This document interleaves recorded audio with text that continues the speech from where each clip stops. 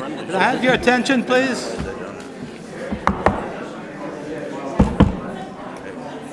We have quiet.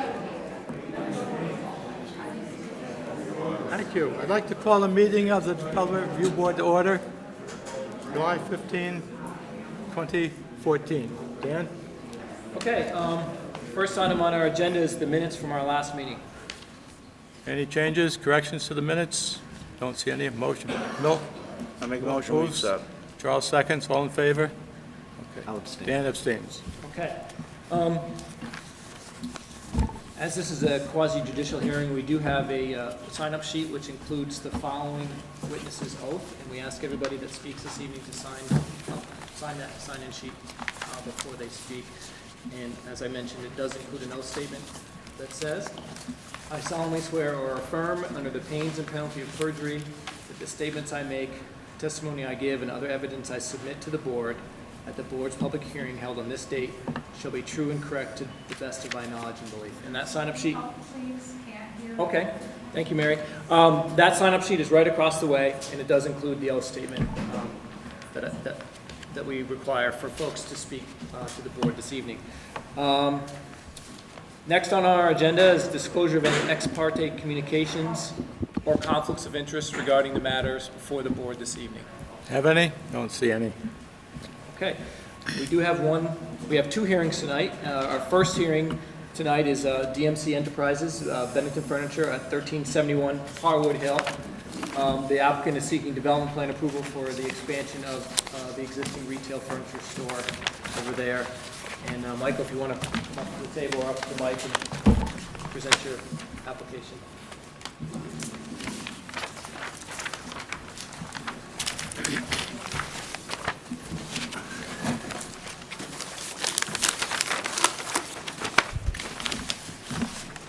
Just go ahead. Yes, state your name, please. Michael Fiacca. Okay. I own Bennington Furniture. I'm basically looking to add 5,000 square feet, a 5,000 square foot building adjacent to my current building with a 15-foot breezeway. That's really it. Any questions from the board? Bill? What's the building going to be used for? It's the exact same use, furniture, it's just more retail space. Should I pull this? That doesn't work. That's Strictly for TV. It's being, I'm not going to holler, so, Can everybody stand up when they're speaking, and then maybe it'll flow back, it's going over to you and then coming back into the audience? Why don't you move closer? Yeah, sure. Good. Yeah, Go ahead, Mike. good idea. Feel free to move right up. Ben. Or, right up here. this is a very controversial project. Not too close here, mister. Yeah, good. Just kidding you, Malcolm. Just kidding you. It's like we used to work together, huh? Should probably ask for quiet. You made me deaf working for you. I can't hear either. Hollering at me all the time.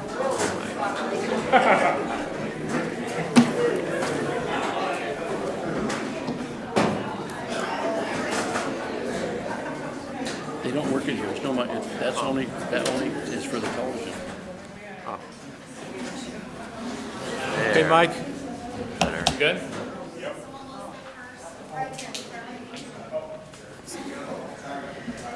Talking in the audience doesn't help, you know, so if you could just keep it down so we can hear too.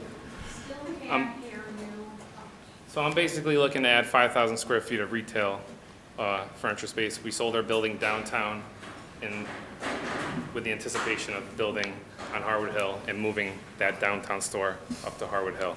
It's basically 5,000 square feet of just retail space. And the siding and everything's going to be, It's going to be like a mirror image of what you see there. everything's going to be the same. So- Yeah, that's why I had these drawings. Yeah. Any other questions? I have two things, Mike. Up at the top where it says zoning district, the last two things, you have minimum building height 30 feet. It's got to be maximum, Wait, where are you? On the drive, right up to the top here. the notes on the drive. Okay. It's got to be maximum building height 30 feet, not minimum. Okay, that's Larry. Okay. And the one below it, is maximum building coverage 10% of lot, Yep, okay? You could change those two for us for next yep, time? I can get those changed. The other thing I question is, you have a breezeway connecting the two buildings, Yes. but it's not open. It's gonna be, there's a breezeway between the two buildings with, fire doors, which stay open on both sides, on both buildings, which are left open with magnets and smoke detectors, so if there's a fire in either building, it closes to stop the building from I'm talking spreading. about the sides of it. Usually a breezeway is open on the sides. It is enclosed, correct? It's enclosed, yes. Yes, but a breezeway is not usually enclosed, that's what I'm saying. But Okay, then I'm just phrasing change- it wrong. Just change the name Yeah, on it. okay. Essentially a corridor. It's a corridor, yeah. Corridor, perfect, Because there's no city water up there, we kinda had to do it this way. yeah. Anyone in the audience like to speak to this application? Okay. So you come up, sign the sheet, please?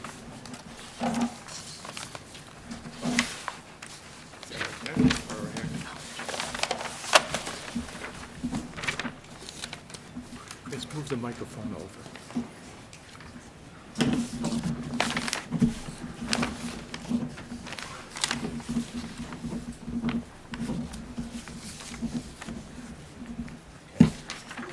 Well, I live across from Bennington Furniture, and right now, they're gonna add on. I got a serious drainage problem coming from that side of the road to my backyard. There's an 18-inch culvert across the Route 7, and there's one right in my backyard. Right now, I have a ditch dug across the middle of my backyard into the wooded area at the back, and there's a 24-inch culvert from the other side after. So I think drainage might be an issue. Where do It you, is right now. You can go up, take a look at it. no, I know, I'm just trying to picture, so you're directly across the street from my duplex? Right across from the house. From the duplex, on the other side of the road? Excuse me, address the board, please. What is your name? Phil Brochu? Yes, just address the board, okay? Okay, And then he'll answer your question. all right. Well, anyways, Okay. right now as it is, all the water from that side of the road drains right to my backyard. Okay. Okay, I had to hand dig a ditch from that culvert into the wooded area behind my yard. There's a 24-inch culvert which drains through the wooded area. Now, I don't know why they couldn't connect the two. I don't know if this was done long before I lived here. Actually, I drew a little picture. And is it something that the town would have to take care of? It's a state I road. think it's a It's a state state road, road, but all the okay. water from that side drains into my yard. Do a quick picture here if you want to see it. Here's my house, here's Bennington, here's the rental property he was talking about. Here's the parking lot in Bennington Furniture, and everything runs through here. Is there a swale here that catches it? Yeah, it catches it and runs right in my backyard, and there's a ditch I had to dig into the, then over here on the other side of the drive to the furniture, there's a 24-inch culvert that runs through the wooded area. What can we do for that? Do you have any recommendations about how you might be addressed? I don't want to put a bigger building in, more parking space or whatnot, then have more water running in my backyard, because I had to dig a ditch right in the middle of my backyard. The parking space is not changing. It's staying the same. Well, if they're gonna build a bigger building, the ground is not gonna absorb any more water. It's gonna be running off more. Why can't we just block that off, go this way, and have everything running through that wooded area? Let's see, let's pass it down. Is that a state? Mike, has your engineer looked at that? Yeah, we're not adding any parking spaces. I don't see where it's gonna create any more water runoff than it already is right now. If you're digging underground, you're gonna have a roof, and now you're gonna have the ground's not gonna absorb any water. We're, Runoff. yeah, but the roof, the runoff from the two pitches are going into a drainage, there's gonna be a drainage created between the two buildings, which is gonna run off the back of the building towards, we own like 50 feet back towards Vermont Roofing, right? So all the water's draining that way off the two buildings. Now, you're gonna have the same amount, you're always gonna have water that's gonna come off the other peak, that's the same as it's coming off now. It's no different. Mike, for I next, mean, and we have a ditch, Doug, just like he does, on the front of our property that runs the entire property. Now, I think, are you having the problem with the water because of the driveway? Because we have a ditch dug too. Yeah, and that ditch runs right back my house. No, Route 7. we have the ditch on our road. It runs parallel with Route 7. Yeah, that culvert crosses Route 7 I in was my going to show backyard. it on the drawing next time. I mean, I can't, Mike? Yeah, what's that? Mike, why don't you show us next time on the drawing where the drainage ditches are, so we can see which way they're flowing? They're flowing back. It's the only thing that's the only drainage ditch that we're creating is the one between the buildings, and they're going back. That's the only one. Okay. That's the only one we're creating. 7 or 7A. It's creating, where's it draining towards? Yeah. It's draining back towards Vermont Roofing. We own all that land back there. So it's draining back down there into the land. I mean, there's gotta be 400 or 500 feet between there and 7A. So, I mean, it's gonna take an awful lot of rain to run all the way down and then back down into the road towards your property. Okay, yes, Brochu, we're on this map, are you, please? he's over here. You're over here, I figured. Yeah, this is where the, You're over, that's okay, that's what I figured. well, I'm Okay. on Settlers Road. Okay, it's not shown on there, but I know where, okay, got it. Okay, I'm right on the corner. I'm familiar with it, of okay, Settlers just wanna make sure where it was. Thank you. North side or south side? North side. West. So Mike, next time, could you show on your drawing where the drainage ditches are on your property and which way it drains? How you're catching the water from the roof in the parking lot, and if it drains to the back, just show or give elevations so we can see. So you want, I mean, I could do it right now for you. It's that easy. Pardon? I can do it right now for you if you want. Oh, we got a big meeting here. So is this, I mean, You have a next- I just don't, I guess my point is, how does this water, I mean, I can't control the water that crosses Route 7A. I mean, I don't own the road, you know, and we have ditches dug, just like he does, across all down 7. We can't control the road. We don't build and pave the road. So, Right. I mean, the water that runs down there, whether it's have a building there or not, doesn't affect the water. It doesn't, I mean, I have no control over that. I think the concern is the roof runoff. Yeah, but the roof runoff, But you gotta show it. Yeah, if you it's show it on not the- changing though. Show it where it goes. Which way's the water running off the new addition? It's identical to, it's See, identical. we can't see that. You can Yeah, see but it. we can't see that. You We can't want- see the roof? We want to see on the ground where it's flowing. Show us where the ditch is and which way it flows for next time on the drawing. On this drawing, on a drawing Yes, like site this. plan. You want contour lines, right? Yeah, or put contour lines so we can see. We have one more meeting, so we'll have it for that, Okay. okay? Any other questions from the board, from the audience? Okay, need a motion to continue? You got it. Ron moves to continue. Dan, seconds, all in favor? Okay, Mike, thank you.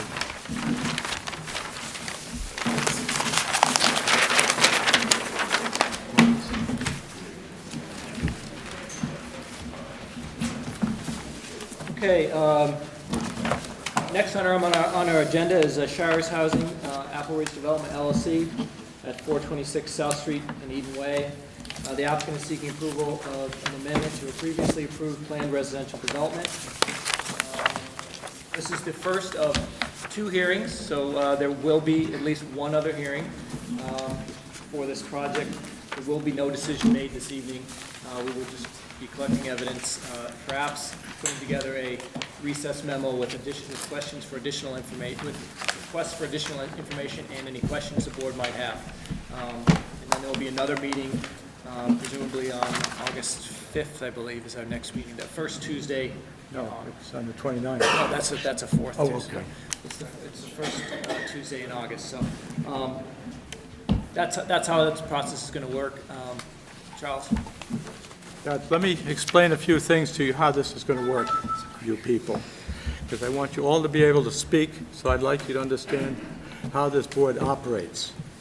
This is called a quasi-judicial board. It's just like a court. When you sign that paper, you're under oath that you're going to tell the truth when you testify or give any information, okay? The witness must sign that oath if you're going to talk. The board must follow the state statutes. We're not like the select board. We have to follow state statutes. The Development Review Board and the zoning bylaws. That's all we can do. The applicant must present their request. In other words, I'm going to let Jason go over what he's going to be doing. He's going to show you slides up on the screen there, and then I'm going to open it up to the audience here, and you can speak.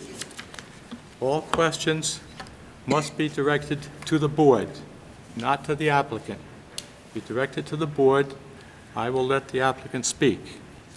After he gives his presentation, the board will question him. And after we're finished questioning him, then it opens up to the public. When you come up, I'd like you to keep your discussions brief, and it must have to do with the zoning bylaws. That's all. Not about the grant or anything that we have no control over that.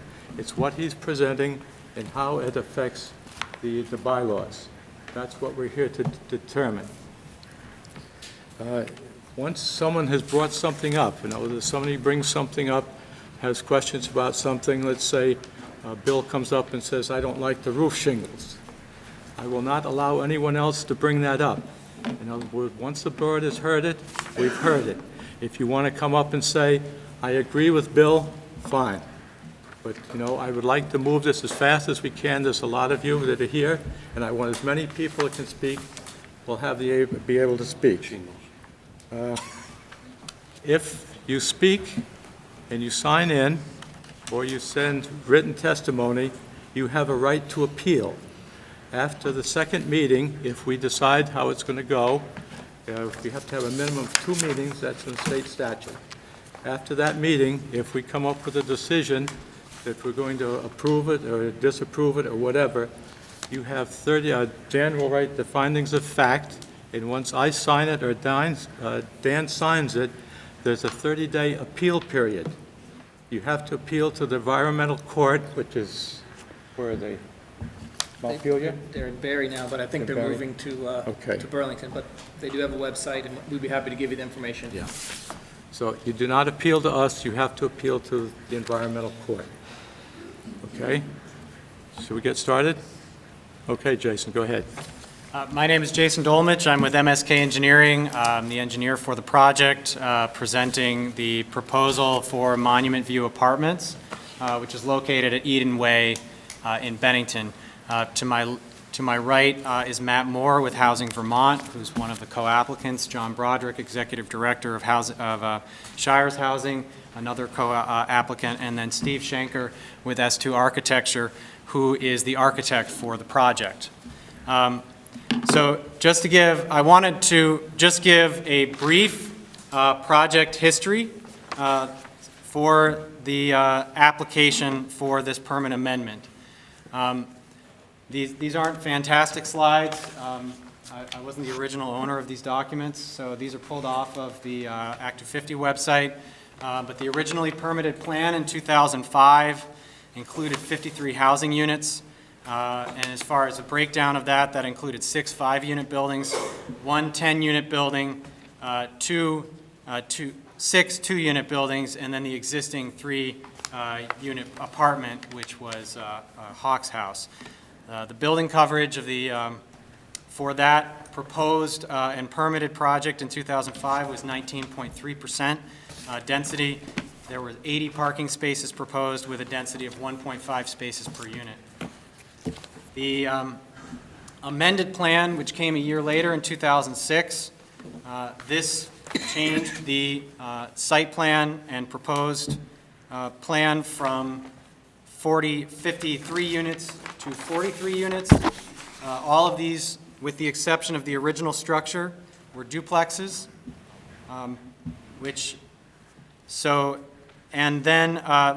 we had a building coverage of 16% and a parking with 65 spaces with a density of 1.53 per unit.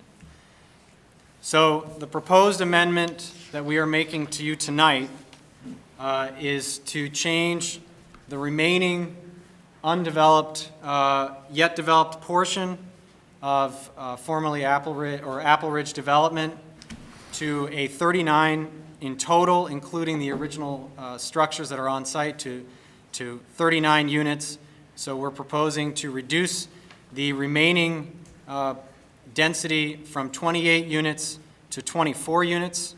That includes one 8-unit building, which you can see is in the top left corner, one 6-unit building, which is sort of centrally located. If you were coming in the drive to Eden Way, it would be the thing directly in front of you. And then what we call the Silver Street section is staying duplexes, and that's being reduced to 5 duplexes.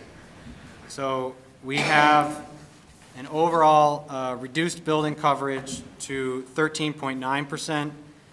We have increased parking density to 1.76 spaces per unit. We are proposing some lighting, and it's broken up into 3 lighting types. A pole light, 2 pole lights which are proposed in the parking areas, a bollard light, bollard lights which are located along the pathways, and then building lights, building-mounted fixtures proposed at the door entrances. All of these fixtures proposed are full cutoff, dark sky compliant, and the proposed lighting plan does not extend past the neighboring property. At this point, I'm going to let Steve talk just a little bit about the building color scheme and design. So we've designed both the site and the buildings to incorporate and fit into both the scale and the character of the neighborhood.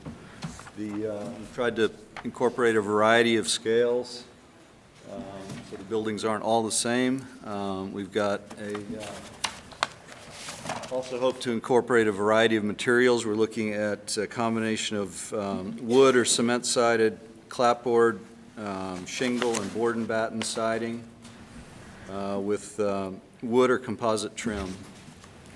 We're looking at, spent quite a bit of time looking at the entries. We have entry porches at each of the duplexes, covered porches with picket railings. We've got covered entries leading into the apartment buildings, and we've tried to break up the roof lines and create welcoming entrances to each of the buildings. The color schemes that you see are general at this point. We're looking at a variety of colors to be used throughout the buildings, and focusing on the rich, warm colors that you see there.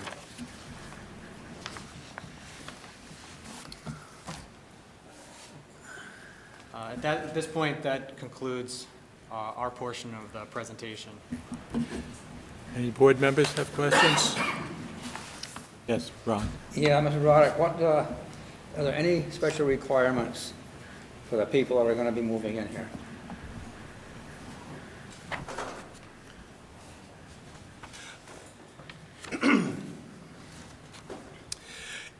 Yes, Shires Housing does credit and criminal background checks for all of the residents that live in any of our apartments, and we also do prior landlord references. The units will be income restricted, mostly for people who earn less than 60% of median income. What is that figure, please, sir? About roughly 36,000. 32. Thank you. Charles? What about the, up in that area, they have the water pressure issue. What is this going to have on an effect on the water pressure up there? This project, we actually looked at it when it was brought up. The issue with water pressure, one, the bond's passed. The project is going to, if it continues on the schedule, the project will be going out to bid by early fall of this year, and construction will go through next year, and then that will be bringing this online, and this area will be separated from the low pressure areas once that project's complete. That said, the problem that the water pressure issues were causing was fire flow or maximum flow. So with respect to these buildings, the static, the unit demand for these units is incrementally small compared to the whole demand of the water system. So when this project was put into the simulator and essentially brought online by simulation, there was no change. Okay. Anyone else? I have one question, Jason. Yep. Heating, how are you going to heat these units? That's Steve? Matt? On the duplexes, we will have one heating system per building. And for the two larger buildings, we will have one heating system for the 6-unit and one heating system for the 8-unit. I guess what I'm looking for, you're going to use propane? That's yet to be determined. Okay, because if you do, I want to see where those tanks are going to go. If we were to do propane, it's likely that we would have a buried tank for the larger buildings, but we have not determined whether it would be oil or propane. Okay. But those are the two likely candidates at this point. Okay, I'd just like to know where the propane is going to go and make sure you had ballards in front of it to protect it, so, okay. That can come later. We would be happy to come back, or if that's a condition of the of any permit, that would be fine. I'm not sure if we would be able to make that decision Okay. in the next few weeks. I just didn't know whether it was left off by mistake, so. Any other questions from the board? Okay, I'm going to open it up to the public. Now, I'm going to want the abutters, the people who live right next to this project in that neighborhood, to speak first, because they're the ones that really have the most say in this hearing. And also, you must address the drawing, the site plan. Why do you find wrong with the site plan? We have nothing to do with that grant that you're going to get. That's a select board thing. So I don't want that brought up, or about the people that are going to go in there. It's strictly this plan. Now, this plan has been approved previously, and this is a change with fewer units, and that's what we're here to discuss, whether we're going to allow them to build with fewer units, and that's basically what we're here for. So if you'd like to come up and speak, I want you to state your name and where you live, and then direct all your questions to me, and I will let them answer for you, okay? All right. Okay, David, you I know. Thank you. You speak into the microphone, please. Can you hear me now? I spoke in a lot of gyms, so I hope I can project out there. Before we get in, not to muddy the water or anything, but talk about abundance. And I got my notice, but some of the folks in the condominiums didn't get the abutters notice. Now, I think they're here, but, yeah. Dave, Oh, please don't address the audience. Please do not address the audience. Okay. Okay? all right, so I just wanted to bring that out. Okay. Some of the abutters got missed. All right, first, bear with me. The process of opposing a project is kind of draining. I spoke in Montpelier on the 10th. I talked to the select board last night, and I'm here tonight. So forgive me if I'm not on top of my game, because I'm kind of tired of hearing myself. So, but anyhow, when I see all those folks out there, that kind of revived me a little bit. Now, I'm not clever enough to make all kinds of changes and rewrites, so if you've heard any of my talk before, I'm sorry. For this reason, I'm going to shorten it up and hope people in the audience will jump in and fill any of the gaps that I leave. Another reason I'll be shorter is that I handed you folks a packet of all our thoughts and concerns. Now, please forgive my paper clip and copying machine material. I don't have the budget the Shires does to turn out their fancy propaganda, but I hope you have a chance to read it, look it all over. Now, your clerk, Dan Monks, when we met with him in the, whatever that building is called there, Dan suggested that we share all of our concerns with this, and he said maybe be more specific at the second meeting. So I'm going to do what Dan told me to do. As I did last night, I would like to thank the board for doing a thankless job. I'm a member of the Mount Anthony School Board, and I know it's not an easy job, so thank you for serving. Also, as I did last night, I'm going to tell you some of the techniques that Shires and John Broderick used to get this project approved. Dave, Yes, you must speak to the bylaws, only to the bylaws. You can only discuss the bylaws and how they apply to this project. Mr. Cobb, I'm just following your clerk's instructions. When he met with us, He's going to present his information. If you find it irrelevant, you can certainly let him know, but you can't expect him to be an expert. All right, okay. thank you.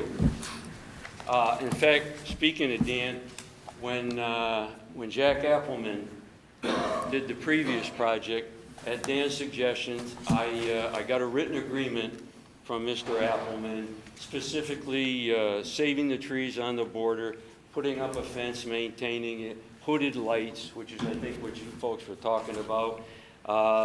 So Dan thought maybe I should talk to John Broderick and get a written agreement from him. I called John, told him, you know, the trees on the border, taking care of the fence, maybe even extending it, and lights, et cetera. He said he'd think about it. About a week after that, I called Mike Harrington to get a date for the Community Development Board. And about 10 minutes after I talked to Mike, Mr. Broderick called.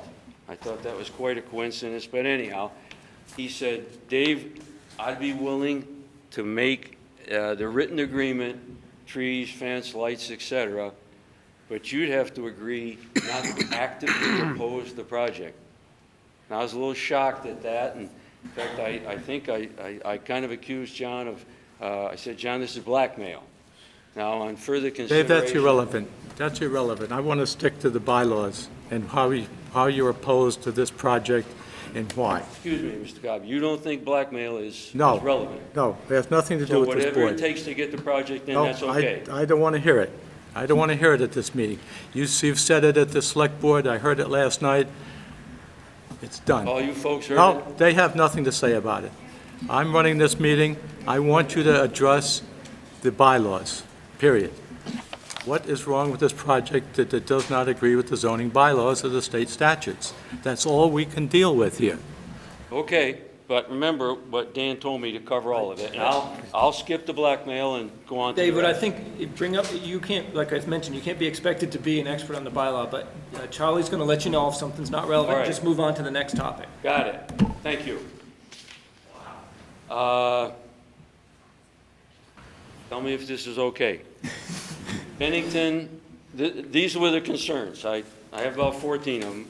One, Bennington already has enough low-income housing. Irrelevant. Irrelevant. Listen, I told you, you must address the zoning bylaws. That's all we can deal with. We cannot cancel this project because it's too much. Only the bylaws. Does this meet the zoning bylaws that the town has? Does it meet the state statutes? If it does, we have to approve it. If there's too much housing now, that's not our concern. We have no control over that as a board. I'm sorry. No, he's speaking. Dave, could I just say something? It's up to Dave. Sure. You have to go up and sign in? I did. Okay. Isn't the economic impact? Just to the microphone. I did, I sent it. No, the Oh, microphone. I'm sorry. Yeah. Isn't the economic impact on a neighborhood part of the zoning bylaw No. regulations? No. The neighbors don't have the right to contest a zoning bylaw based on economic impact? No, they don't do And the that. school system doesn't have a right? No, Oh, I don't know what schools is. I don't think The so. school I don't system's agree with that at all. School system's Huh? School system. Charlie? Yes. Just as an example, Hardship. the last hearing where you talked about water runoff, that is controlled by the different types of zoning and the housing regulations and the development plans. That was a very good thing to bring up because there are engineering controls that can be taken to mitigate that and are required in some cases by the statutes. But in this case, It's just like, you know, a competitive store. If Greenberg's was opposed to having Home Depot in town, and that's a kind of a current situation, there was nothing that this board can do about that. That's all I wanted to point out. Thank you. I guess an important point for you folks too is that if you disagree with what the board's decision is, they're going to do the best they can to interpret the bylaws and the statute. There is always the opportunity to appeal it to the environmental court, and they're the experts on statute, and they can correct any errors that may be taken. I will say this board, in all the time that they've done this, have only been overturned once, so I think they're going to do a pretty good job of interpreting the law. No, Mary, David is speaking. Mary, David is speaking. Charlie, this is due process. We specifically met with Dan at the town office to have a full understanding of what this proceeding would be. We were told that whatever was presented at last night's meeting would be able to be presented here. This is not good due process, as this whole process has not been throughout. So we took the time to sit for an hour with Mr. Monks to find out what your process respectfully was. And we are coming here today with questions and with obviously wanting to be heard and have some understanding from this board of what the concerns are from this community. So we are following what you told us. Please, you'll have your chance in a minute. Let David finish. You'll have your chance. We have to allow people to go one at a time. Is there no order to this? Yes, there is. That's what I'm trying to keep. No, sir. No, that has nothing to do with it. David is speaking. Go ahead, I'd Dave. like to respond to that. Yes. Just to clarify, when we had the meeting, what I said is that you should bring up all your concerns, and the board will determine whether or not they can be considered as part of their decision. As Charlie has explained many times, there are only certain things that they can take under consideration, given the bylaws and the state statute. It may be that they personally believe that it's a very important issue, but they are charged, just like any judge, to interpret the law that they're given to interpret, to enforce and make a decision based on that. You are not expected to be an expert on the bylaws, so that's why I said you should present all your concerns. Okay. Charlie will let you know if it's relevant or not, and that's the process. And you have submitted your written comments, which everyone has, but that's just how it works. And Charlie, as the chair, gets to make that determination, not me and not anybody else on the board. Number 2, project will raise our school taxes. Irrelevant.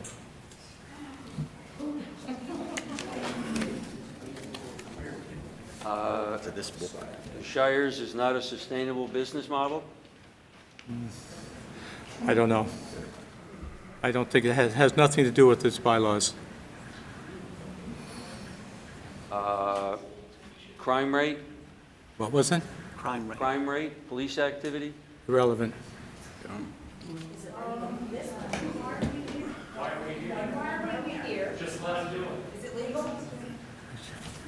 Be quiet, please. Let Dave finish. Well, actually, that's one of my next one. Is the project legal? Yes, it's already been approved. Some of the condominium owners have talked about it might be real estate fraud. Don't know. All right.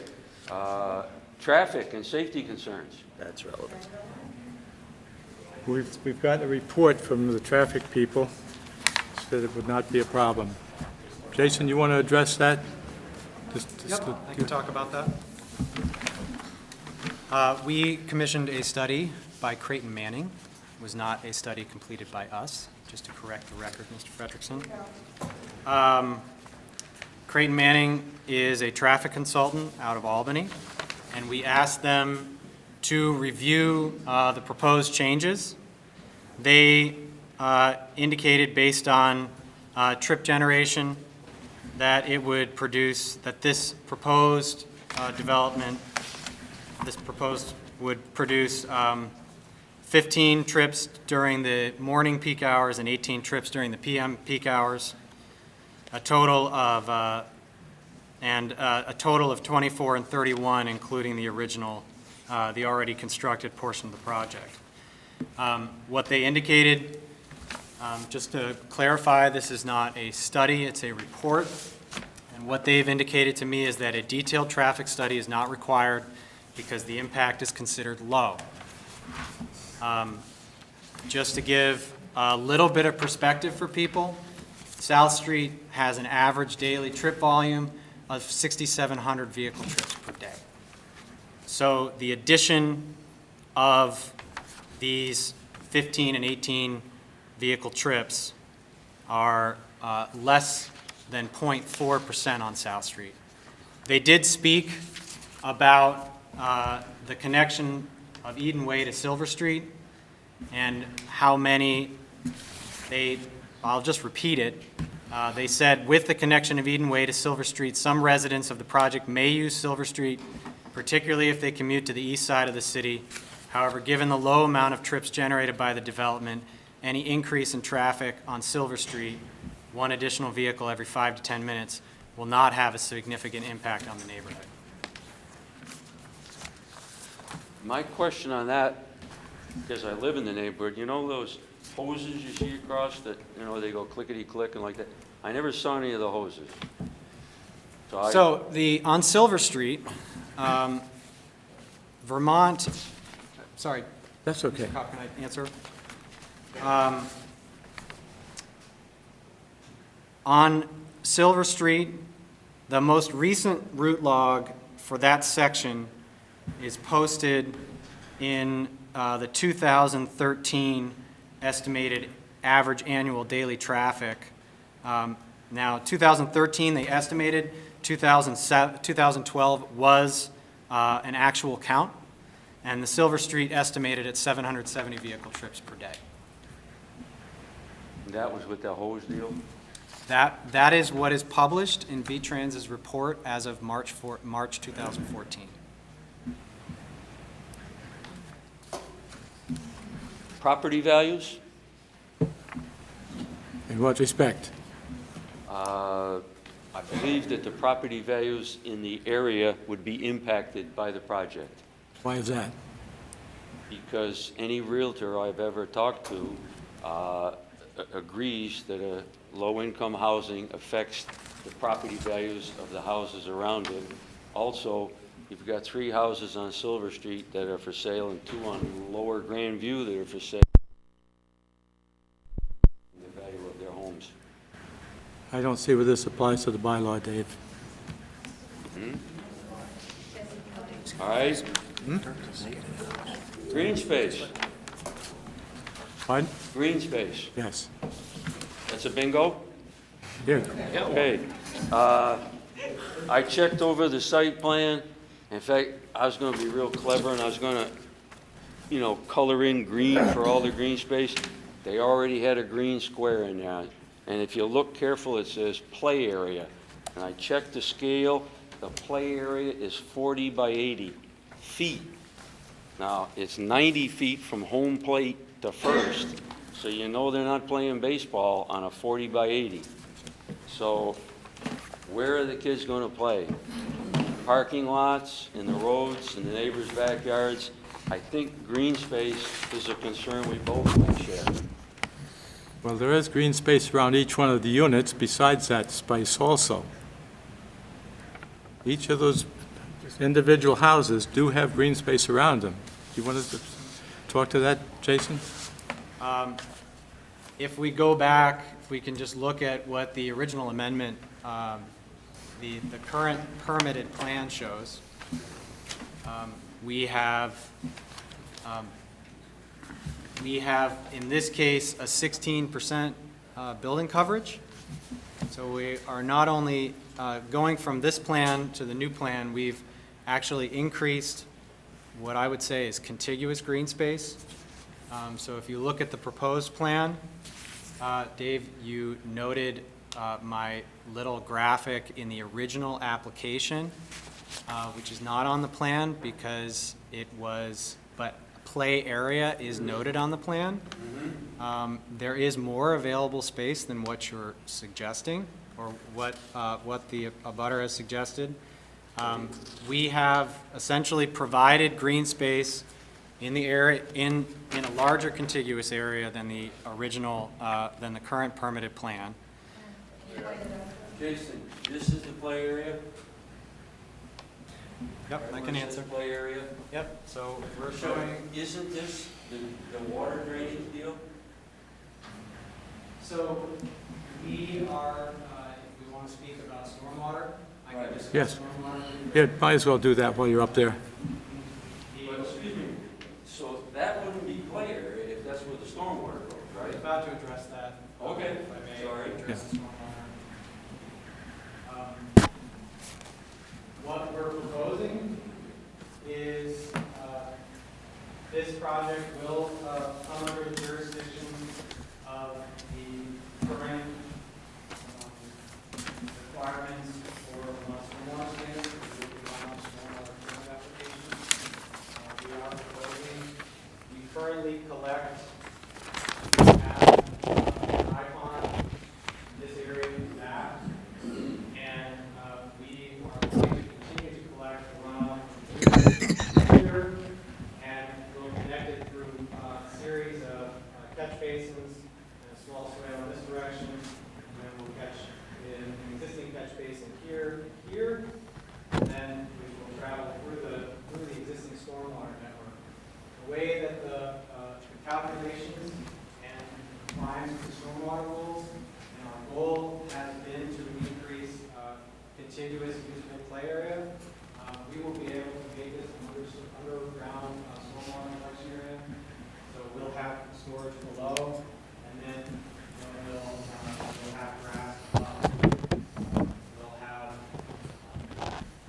that calculation, and that will comply with the current code. If this dry stormwater deal is anything like the Lions Field at Mount Anthony, of which I have some familiarity with, we couldn't play there when it rained because it was always underwater. But again, I don't see a lot of green space, but you brought up the stormwater, and I believe that is number 10 on mine, because when this was clear cut, right here, all the water drained across my driveway, they cured that with hay bales. Now, since they cured that with hay bales, you're talking about putting all these roofs and all that blacktop, so I did have a concern about the stormwater. That's legitimate, right?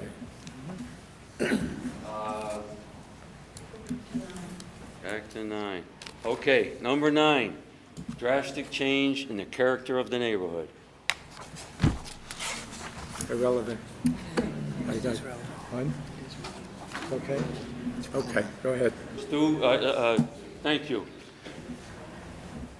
Drastic change, I guess, would be the fact that if you look at the map, there's 2.94 acres there, and a lot of the folks around that, like I think I'm 3/4 of an acre, I've got 2 people in my 3/4, there's 60 to 80 in that one. Most of the neighbors are 4 or 5 people on a half-acre lot. I think that's quite a drastic change. Dan Amadon was also going to speak to some things on that, but basically the change is you're densifying the area, and I think that's a concern. Okay. Okay? Number 11, blasting concerns. Damage to the houses last time they did a project, some of the folks on Grandview, in fact, I see a couple of them. Was it blasting on this spot, on this section? I assume there's some blasting when you build. I'm not a builder, I know there was the last time. On this, when Appleman did that? Yes. Okay. You gonna be blasting? We have conducted ledge probes and completed soil samples. We have, most of the blasting was completed when the original construction of the project was completed back in 2006. We're probably looking at some trench removal of rock for the larger building, Building B. My guess is that the quantity is going to be, and the quantity and character of how it's got to be removed, is that it will be removed with a hammer. The reason why we have to do any at all in that area is because we need to get our foundation below frost elevation. So we'll be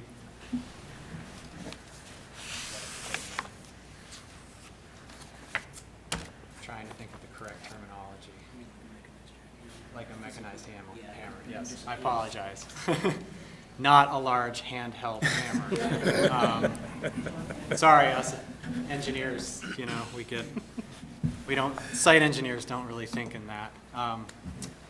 So yes, it would be it would be a piece of equipment attached to the end of an excavator, and it would be a hydraulic hammer.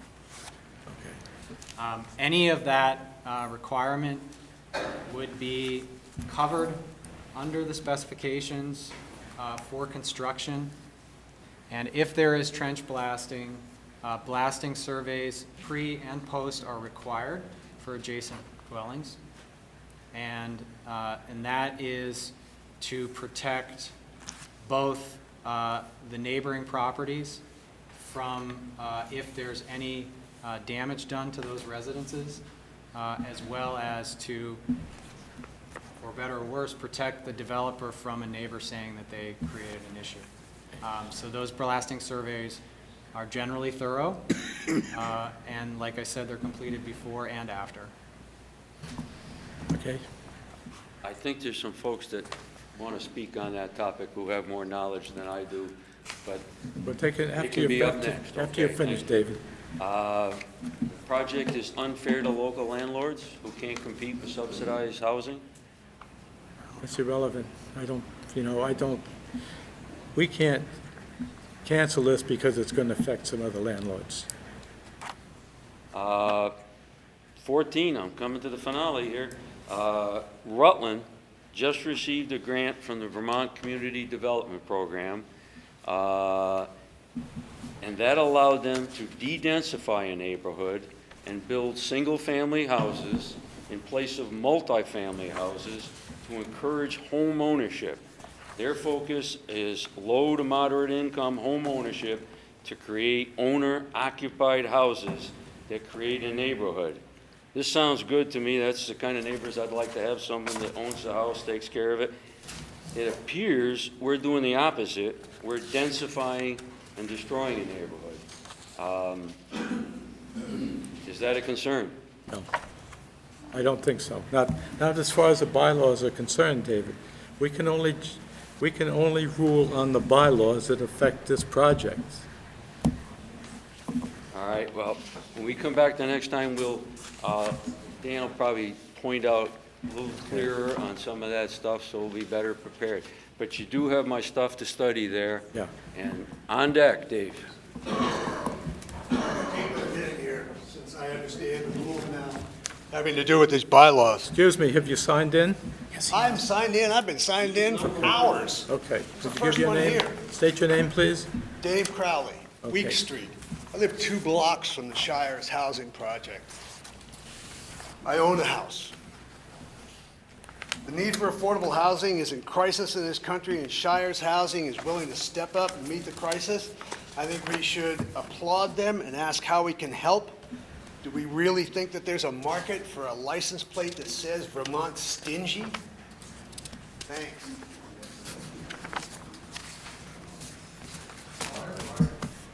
Kevin Callahan. What was it? Townhouse, Apple Ridge. Okay. My question, I don't know if it's relevant or not, is there's 9 owners in Apple Ridge, 9 bought townhouses. We were enticed to go there to live in a condo community, not an apartment complex above us. Is that legal? Let me say something before you answer that. The meeting we had with John went very well until the end. John's last statement to us was, it would be in your best interest if you didn't oppose this. The negotiation for this would go much better for you. I, for one, do not like to be bullied. I come from a large family. I don't like to be bullied. I took that very personal. So my question is, to our lawyer that evening, is this legal? Do we have grounds for any kind of a lawsuit? His response was, we may have grounds for a land fraud case. So you can take that and tell me if that's relevant.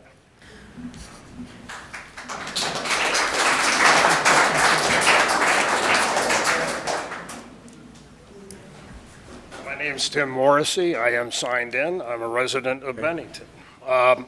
Frankly, Mr. Kopp, I am Excuse me, where do you live in on Bennington? Grandview Street. Okay. Technically, I guess I'm not in a butter because we live across the street. That's okay.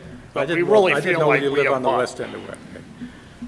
I want to clarify comments you made earlier with respect to Mr. Frederickson as to how you administer the town's land use and development regulations. Now, I don't claim to have prior experience or knowledge in those regulations, but I did sit down with them to try to educate myself on what would be of concern to the board. Of course, in Article 6.3B, there's a bunch of specific review standards. You know, basically, it's the physical thing. It's the color of the clapboards and all the rest of that stuff. Very technical discussion. However, Article 6.3A, which are your general review standards, there are 5 of them. 2 of them, as far as I'm concerned, kind of irrelevant here because I'm not totally clear on your bylaws and whether or not this project would cause a conflict. However, the first speaks to, and this is under your purview according to the regulations, capacity of existing or planned community facilities or services, including school capacity. And I believe you said that was not relevant. That's in, it's in there. Emergency services, recreation, etc. And it clearly articulates that you do have a requirement to take that into consideration and mitigate any adverse impact, should that be determined. The second item, well, I've got them. I can show them to you if you're not. Oh, I I'm believe sure you're familiar with them. I've read them, but I don't remember. Second each. one states, character of the neighborhood or area affected. And goes on to say, DRB shall consider design, location, scale, and intensity of development and/or use relative to use and character of adjoining properties and other properties likely to be affected. And again, if there's an adverse impact to the use and character as it relates to the existing neighbors, you must mitigate. Now, what I didn't find, and I guess we can have a discussion about that, is what's the meaning of character? Dictionary definition of character is a set of qualities that makes a place or thing different from other places or things.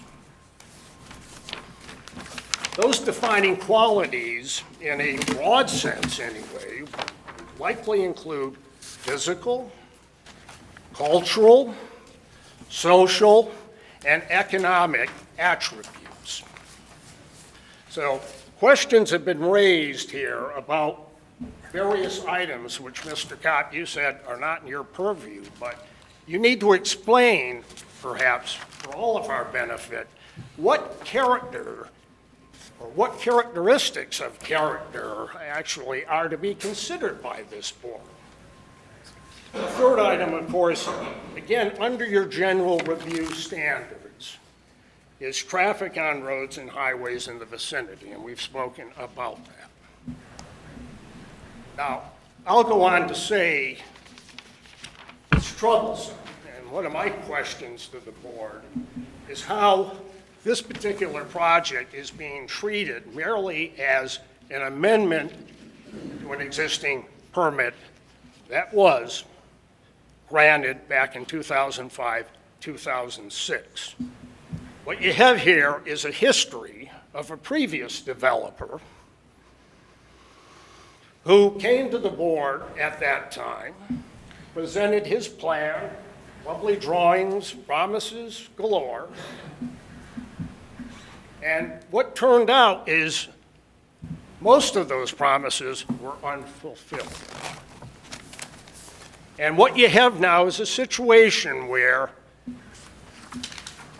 neighbors have been living with adverse impacts that were associated with both the immediate and post-construction activity, as well as now an area that basically is an unfulfilled plan, which was presumably the basis of a prior board's decision to approve the permit. I assume that was a consideration. So it raises a question here. Well, we have a new developer making similar promises, great drawings. What's the guarantee they fulfill? What's the consequence in the event they don't complete? That is a concern. It's not clear to me, as this played out under Appleman, where the enforcement was by the town. So that's an outstanding question, how that happens, to guarantee this doesn't happen yet again. Now, Mr. Broderick, I'm sure, will tell us he has good intentions, but things change. And what we also have seen took place is how these plans are rather malleable. They change. I don't know, will this get built? What's to prevent the developer from making modifications that, I don't know, maybe some would consider are insignificant, but other people in this room may not be. It's a concern. But I'll go back to your own regulations speak to the issue of character. And I'd like to know what your definition or how you interpret that requirement and administer it. Because I think many of the issues that you just told Mr. Frederickson are irrelevant. I'm shocked. Thank you.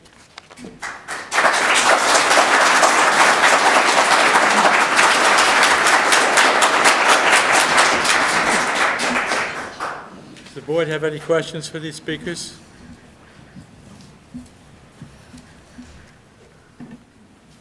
Oh, you can sign down there. Here, use a pencil. You just sign on the top and then right there. Address.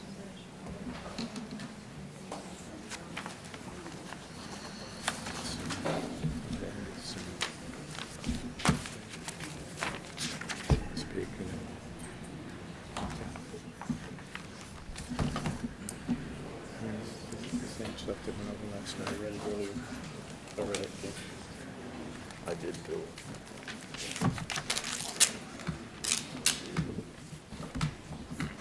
Go ahead. State your name, please.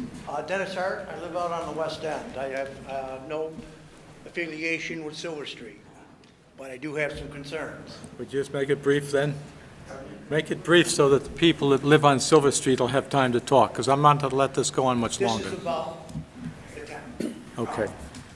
Now, could you please tell me where the existing house is at on that property? What was that? Jason, please. I'm sorry?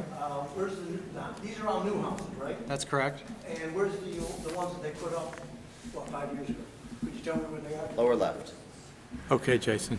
Okay, and then this is Silver Street. Hello? Over here. Would you address it? I cannot hear you. Would you adjust me, please? We can't hear you. I don't understand why we don't have microphones. But I don't have anything to say, so. Could you tell me which side Silver Street's on? I got it.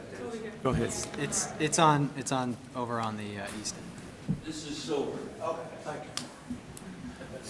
My first question is water runoff. I see you put a nice holding pond there. Does that have a rubber base in it?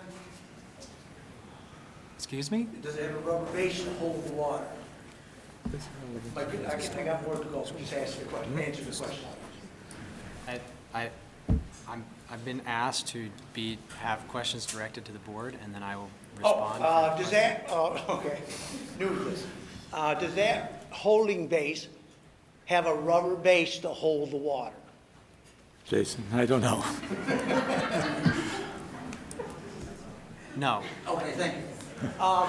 That means that water's gonna filter through that, probably the day it runs into it.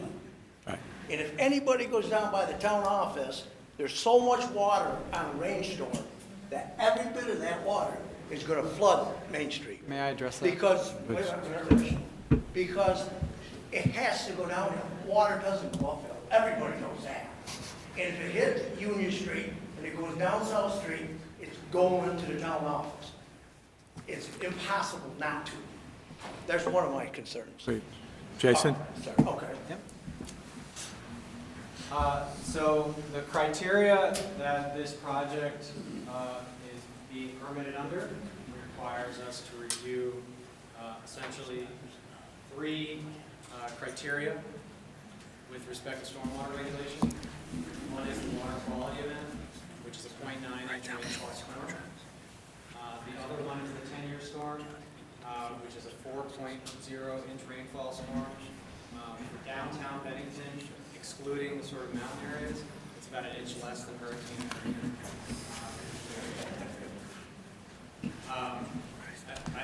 You can laugh. I'm telling you factual information.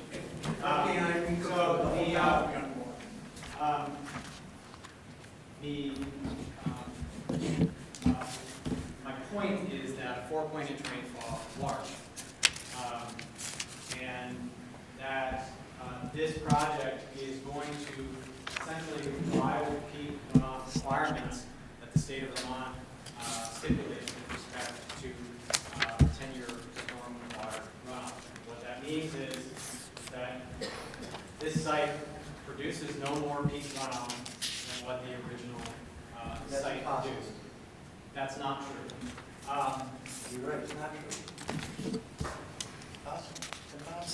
So the way that this stormwater system is going to work, we're collecting water in this direction. We're going to have catch basins here that travel the surface flow and we're sort of collecting. What these sort of colored areas are water proposed as bioretention, and it's a filtration practice.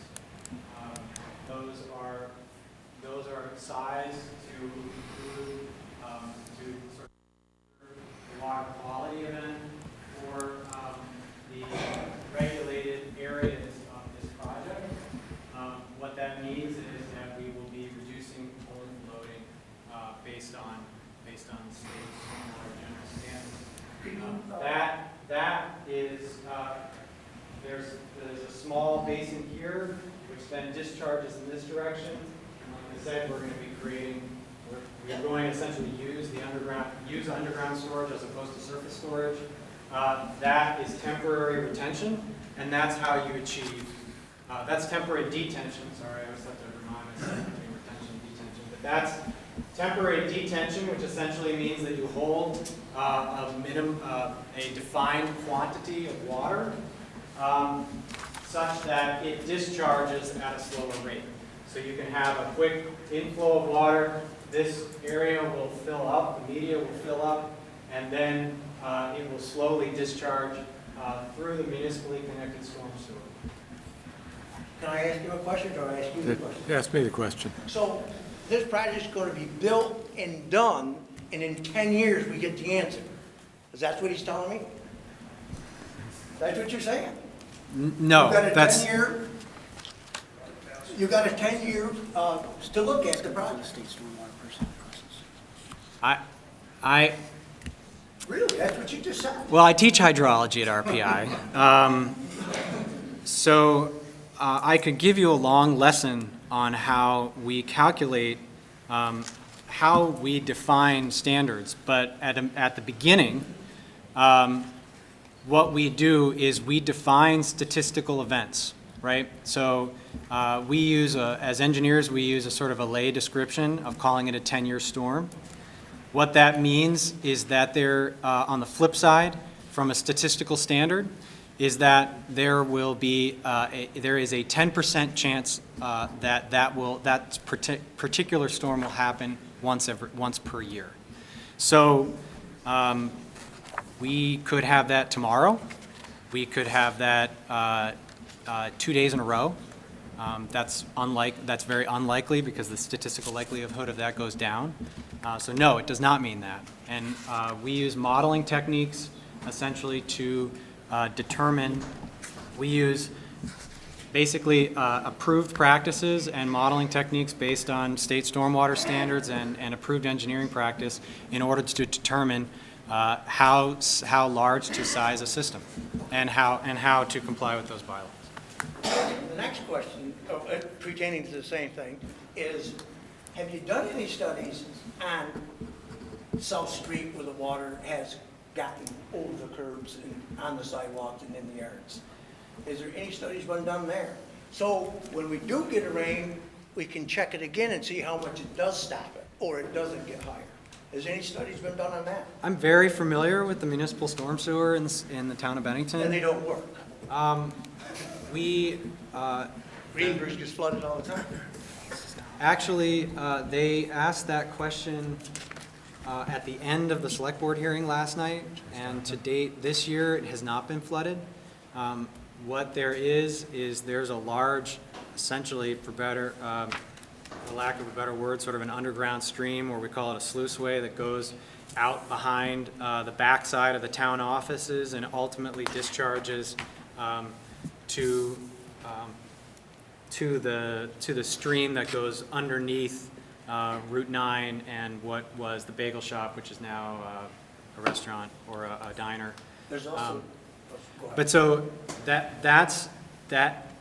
this facility, this area, this neighborhood is going to discharge to that system.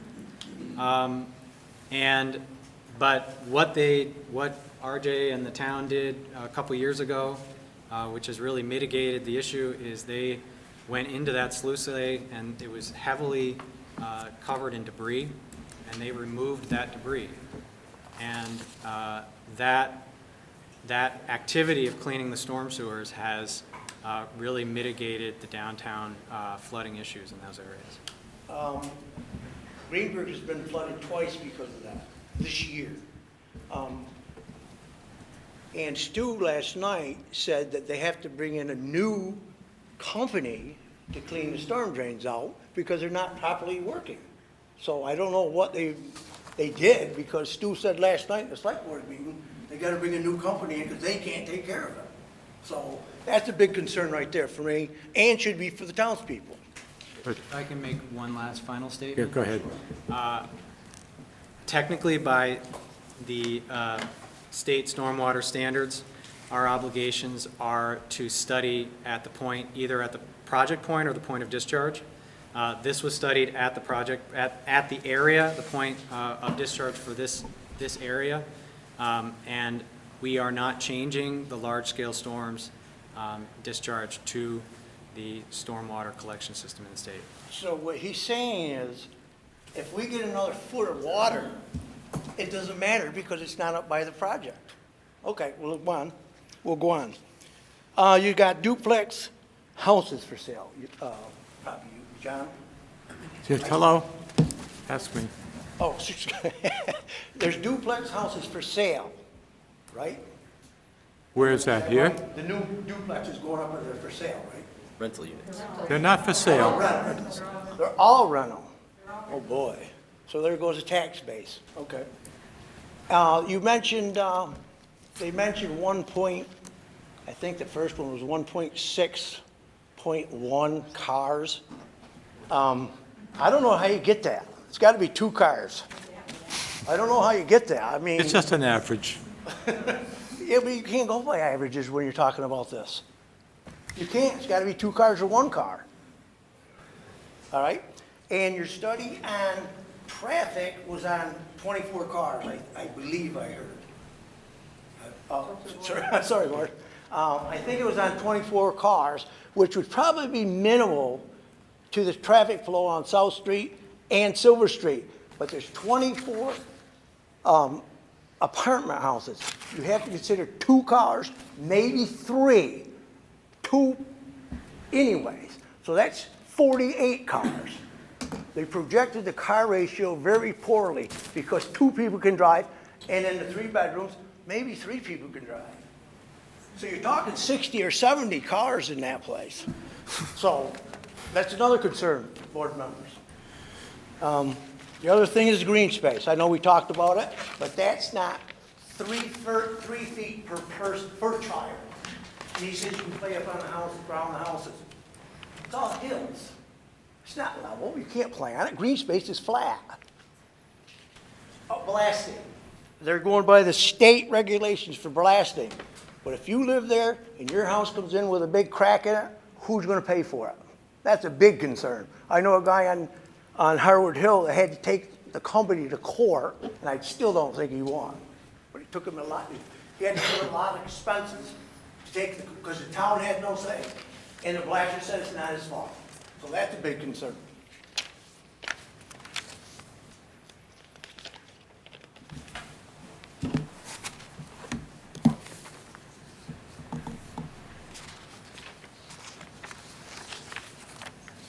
Okay, you said something about the water pressure. I would like to know more about the water pressure. I mean, if you took a 3-minute shower in Woodford and you take a 3-minute shower there, you don't use the same amount of water? I don't understand that. That's not relevant. That's not relevant at this He point. said it. No, Well, why'd you bring it up? I didn't bring it up. He bring it up. He brought it up. Jason said something I would about like the you water to continue. pressure. I'm gonna end this meeting in a few minutes, so I'd like you to finish soon and continue I for bring 2 up very weeks. important concerns to these people. If these aren't concerns, why are you here? I don't understand it.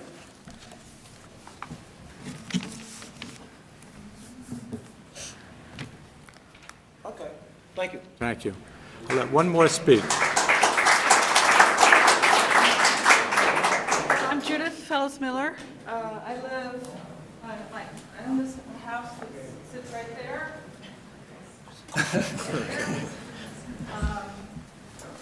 She's my passion, call her Ann. Anyway, that's beside the point. I have a couple, I'm really so confused, which is not a comfortable feeling for me. I thought I knew how things worked because I love this community so much.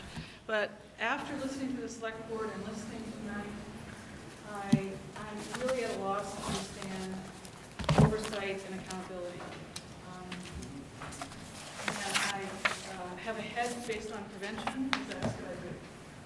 I do field prevention. So I'm always thinking about the impact down the road, which is really important to me. So a couple of things happened, and in all fairness to, and I think Jason is amazing. He's incredibly talented. But in all fairness to this project, a lot of the concerns and the lessons learned in our so-called learned lessons are based on what we went through with Mr. Kaplan. So I'll just talk about a couple things pretty quickly. When the blasting for Nathaniel Court happened, which is prior to Mr. Appleman, my house shook for 3 weeks during the day. Wouldn't have known that, except I happened to have a kid home for 3 weeks. Walls popped, every wall in the house cracked, foundations fell apart. So I just assumed that I would contact whoever was involved and somebody would do something and whatever. Company hired someone from New Hampshire to come over and videotape the house.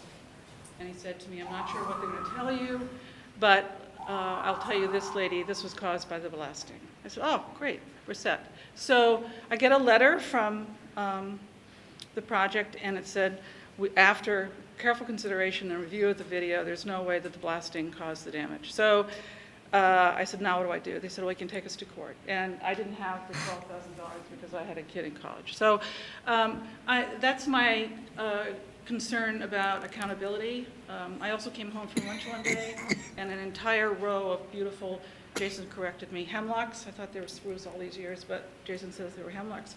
And they were massive, and they were all straight, perfect, and they were on my property to line the property, and the bulldozer was taking them down.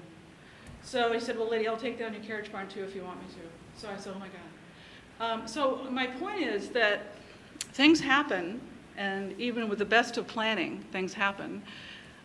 Who's accountable for the response to what happens? I know we're probably headed into another situation. And Jason says pre-test, pre-survey, post-survey. I have no doubt there's good intentions there. But when something happens, if this board has specific narrow ways of doing things and the select board has a narrow way of doing things, who is going to respond to what happens to our homes? I don't need to have an answer tonight, but I would really like to understand that better. That's my comment. Thank you. I'm going to... So, I think that this will be relevant. I've got a few pictures. Could I just bring them Who are right you? here? Dan Amadon, resident, Silver Street. Okay. So it impacts me? Yeah. Okay.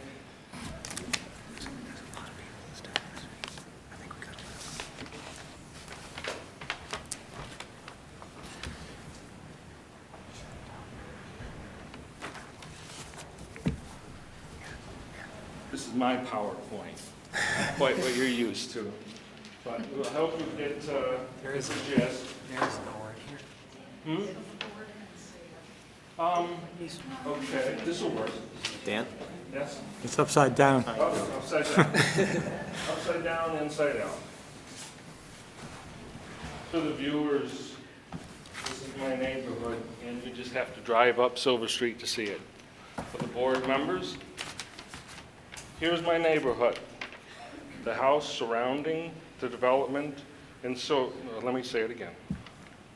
Here's my neighborhood. The houses surrounding the development on the Silver Street side. The two houses on the top are directly across from the street from the project. The two on the bottom are on the left and the right side, facing Silver Street. These houses have 1/3 to 1/2 acre lots. The American dream. As you see, they're single-family dwellings, clapboard construction, slate roofs,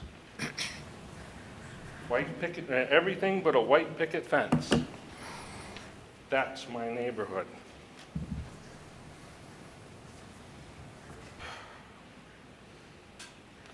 Sometimes, this is what you would expect in a New England town. Growing up, we knew everybody. The Rogalskis, Stockmans, the Roys, the Fredericksons. We all were, and still are, a close-knit neighborhood, as you can see. What is being proposed is adding 24 additional apartments, smack dab in the middle of our neighborhood. It does not fit the character of the houses surrounding it.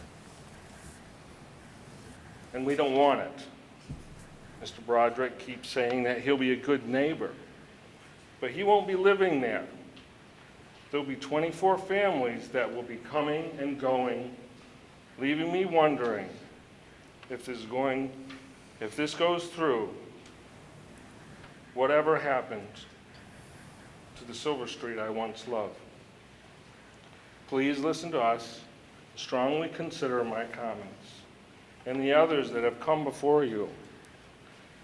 Vote yes for the neighborhood to stay. Vote no for this project. Thank you.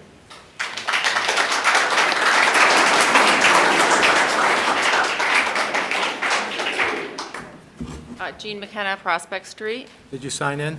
I did, yes, thank you. I always understood, and I've never been here before, that the zoning board, the development review board, was to look at projects and see what impact it had on the community. last night, Ken Sweard, and I'm off kilter because I don't know what you're going to shut down or not, told us that Ben Al and the schools are full. Mr. Broderick says there's going to be 5 to 12 kids in this development. Yet with the Free Housing Act, or whatever it's called, we don't know how many there are. We, as responsible citizens, are asking the town to plan on what the school board and what Rick Pembroke has said is a reasonable number of kids to be in this development, which could be up to 36 kids. We're looking for the town to be proactive. What happens if these kids show up and we have nowhere to put them? I thought the Development Review Board was to look at the number of units and decide whether what that's going to bring into the community fits, and whether there's an impact on taxpayers, it's going to be on kids, definitely. So I guess I don't understand where do we voice that to have that concern? Because I thought, if nothing else, you'd say, okay, if we cut this in half, then there's only 20 kids. Not that that makes it any better. I thought that was a process. The same thing with traffic. The same thing with lighting. You've got noise. If you're going to have 90 people in this development, even just going about their business, not having parties. I walked through there last night. I walked with my dog. It's quiet. Even just people living normal, everyday lives, doing their thing, that many people is going to make an impact on that community.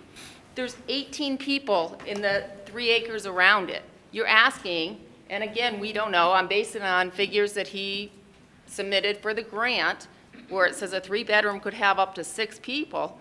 So I calculated, 2 people in a 1-bedroom, 4 people in a 2-bedroom.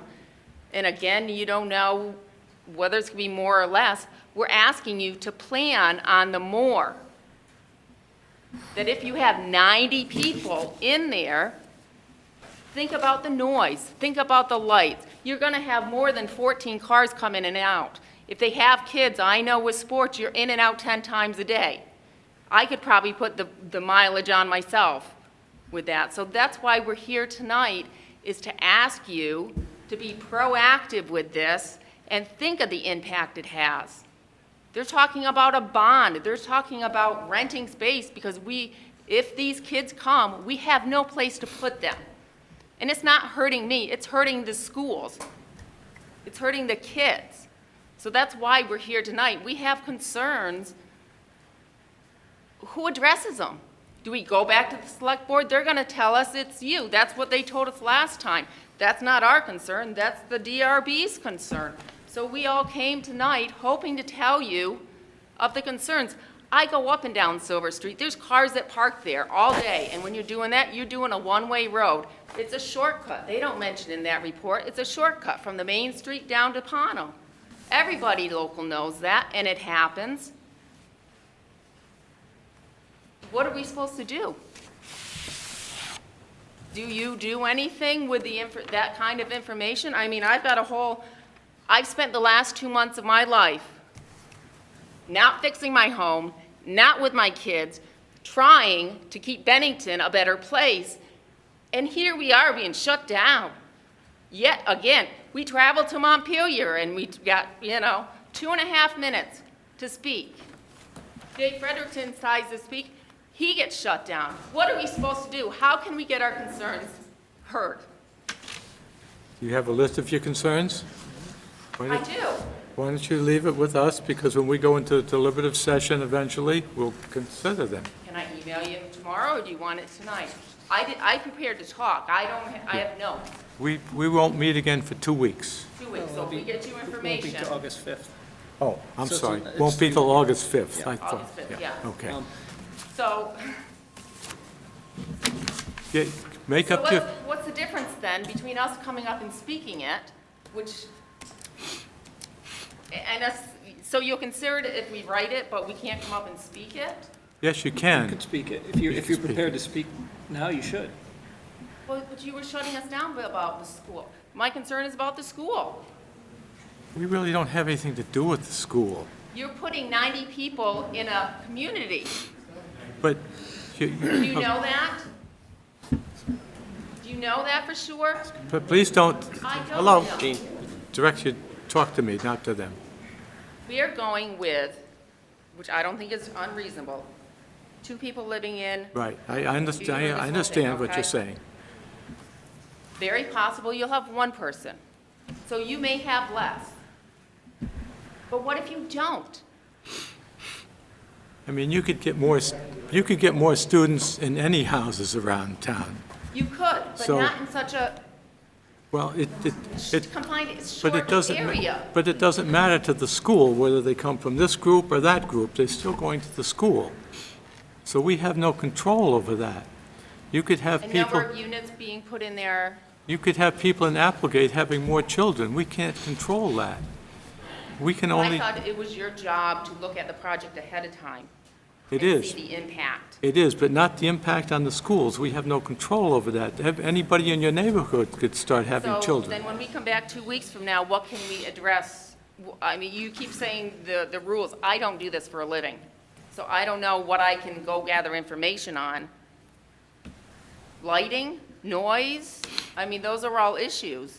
But you're not listening to the number that I think might work, so how do you? There is a noise ordinance. If there's noise, you report it, and they take care of it. If there's a noise ordinance. But, all right. Mr. Cavalier? Sure, go ahead.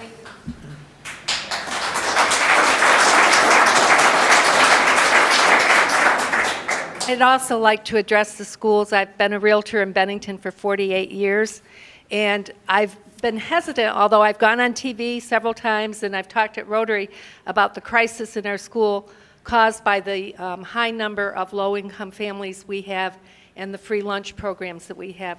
Let me tell you that the Bennington Elementary School, which this neighborhood is part of, is in great distress at this moment. We are at a critical mass.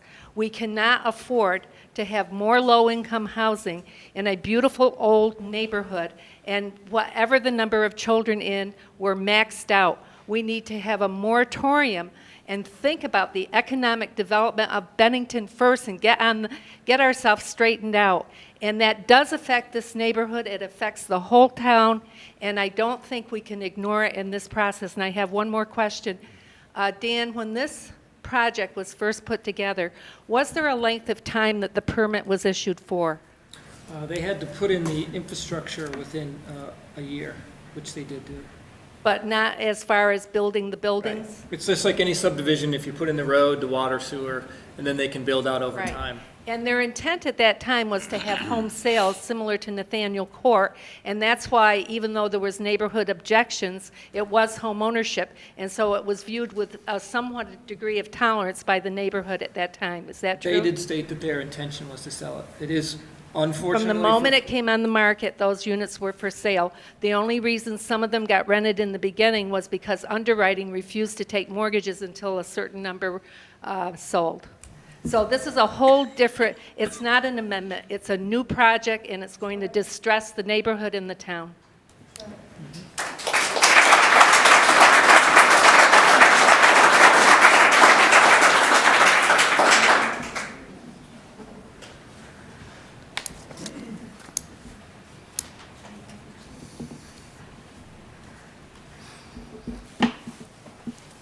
My name is Warren Rofe. I was the former principal of Mount Anthony Union Middle School.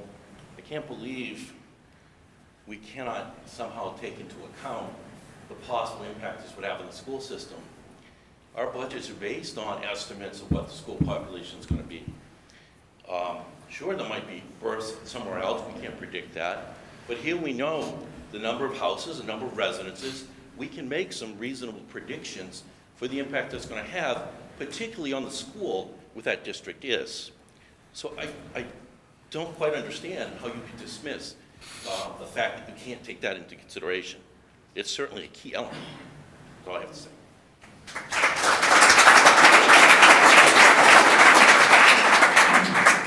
My name is Christopher Wright. Did you sign in?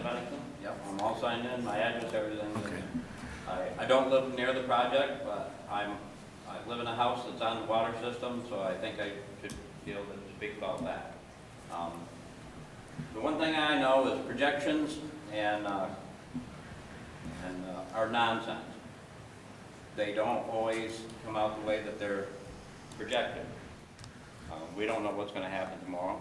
If projections were that good, we could pick the lottery numbers every day. If anybody knows anything about me, I think some do, I like to talk about water. This is going to draw a lot of water off a system that's already failing. I understand that the new system may be in by the time that this is in, and I'm concerned that things like this keep adding on to the system. We've had a problem in this system that's gone back to the beginning of time almost, to the beginning of the water system. People have talked about the 60s when there was low water pressure up on that hill. People have talked about the 80s, 1982 I think was the date that was brought up, that there was trouble when the Terry Morris came to join the team in Bennington and talk about the water system. Now I understand this is going to be separate from, but I'm hearing tonight, do you have a completed application for this? Yes. Some questions that were asked were unanswered that should have been in the application. So I'm a little confused as to how they still have unanswered questions to the board, but you have a completed application. Now, it seems to me that maybe some numbers will be crossed out and changed. I don't know how that works. That's your job to deal with that. But if you're going to meet and vote on this at the next meeting, is that my assumption? No. We will vote for it when we've heard all the information and the board feels it's time to vote on it. We could go 2, 4, 5 meetings. It's not, we're not going to say it's going to happen next time. So, but will there be a time lapse between when there is a completed, I mean, when all the questions are asked and answered and the vote, will there be a time period in there? Will it be like, it will be decided on one meeting that you're going to be voting 2 weeks on this, or will it be that night like I've seen a lot of things done? On the last meeting, when we've heard all the information, we will go into a deliberative session and we will decide at that time. Okay, so there won't be any period past that? Pardon? There won't be any period past that? The No, decision will once be it's made all, on that once it's level? all done and everyone has spoken, we've heard all the information, we will have a closed deliberative session, we will decide how we want. If we're not happy, we will continue it and get more information. Okay. Now, we heard tonight that you still don't know what type of a heating system is going to be in these homes, No. correct? I just asked that because if they're using propane, they have to show where the propane tanks go, and they have to put bollards around them. That's the only reason I asked that. Otherwise, it doesn't matter. Okay, now, there was they talked about the water system. Is the flow and the number of gallons of water used per day a concern of the board? Just a minute. Bill, go ahead. Can I address that? Pardon? Can I address the water? Yes. We are, in the application, they have to get a hold of Terry Morris, the water department. He specifies whether he feels the system is capable of handling the flow. Well, that's his job. Okay. He sends us, they get an application, they get it back from him, it comes to us, he says, yes, it is, or no, it isn't, and that's what we go by. We don't know, we're not engineers, we don't know what the water flows are. Okay, do you have that now? I don't have it in front of me. They have been issued a water and sewer allocation for this project, for the larger project, which would even be more of an impact for water. Not in this application, or? The previous application. Thank you. Okay. Is there anyone else before we close the hearing? No, Mary's coming up. Hi, I'm Mary Morrissey, and I guess I'd like to respectfully ask at this point, what is the process going forward? Every avenue we have gone down thus far on this project has been short-sighted, and we've been told very different things of how this works. as someone previously asked, who actually listens to the concerns of the citizens? And I don't know if any of you really care.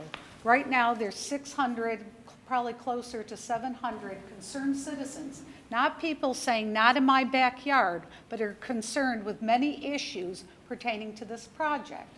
We were told at the select board meeting, or the select board, no, you go to DRB, they'll deal with it. You go to Montpelier, they say, no, we're just doing the funding part. So how do we get our voice heard in some kind of an open process? I will refer back to a process that happened several years ago out on the West End, and it talked about receiving funding and a grant on a proposed extension of the airport runway. Right or wrong, no matter where people stood, they had an upfront hearing before we got into the minutia of the DRB board, the select board, this board, that board, anyone wanting to present whatever they wanted. That project was shut down because of, and quite a few less than the 600, almost 700 taxpayers and voters in this community that are very upset with this project. So I'd like to know what the process is going forward from any board at this point that can tell us how people are heard and with their concerns that are very valid. We are in a community right now that wants to uplift somehow and see what our future is going forward. So I don't know if that's you, Mr. Kopp, that's going to answer that, or if it's Dan. Because Dan, we sat with you for probably about an hour on this process, and yet we were told every single item is irrelevant to what we're bringing in for concerns before anyone. So what is the process? Please explain. Mary, I think we explained this before, but I'm happy to do it again. This board has specific criteria that it has to review. And they do the best they can to review those criteria and interpret the regulations they've been given by the select board to interpret. That's all this board can do. As far as a broader public discussion about, the impact of this project that is beyond the criteria that this board can consider, that really is not something that this board can take care of.